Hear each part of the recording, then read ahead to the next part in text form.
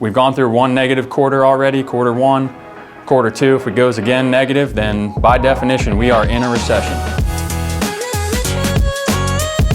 A couple things that you need to be aware of if you're thinking about entering this market as a buyer or a seller. We're on the coattails of the strongest real estate market in history. So right now, we're looking at what's called an inverted yield curve. And to put that simply, it has to do with the treasury bonds, both short-term and long-term. What we're set up for now and the conditions that we have right now, they precede every recession in history.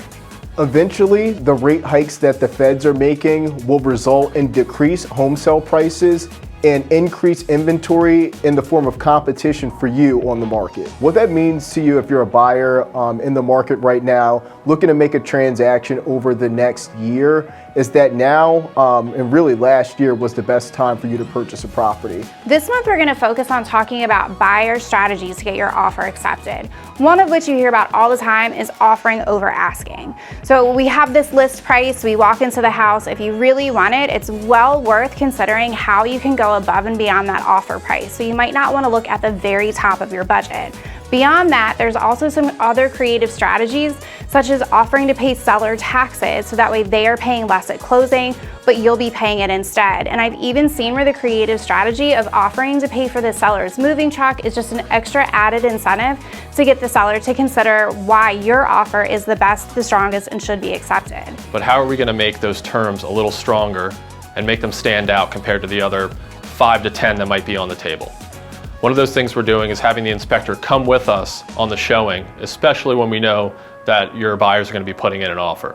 So that inspector will come with us. That way, on the back end, we can write an offer as is with no inspections. What we're seeing with a lot of our sellers that can't close quickly is they might have to extend their close.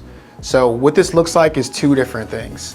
Either they can extend their close to either 30, 60, or 90 days, to give them time to actually find another property to move into. The other option is a leaseback, also known as a rent back, where the sellers are actually going to be able to lease the property from the new buyers for a certain period of time, giving them the option to be able to find a property before actually moving out.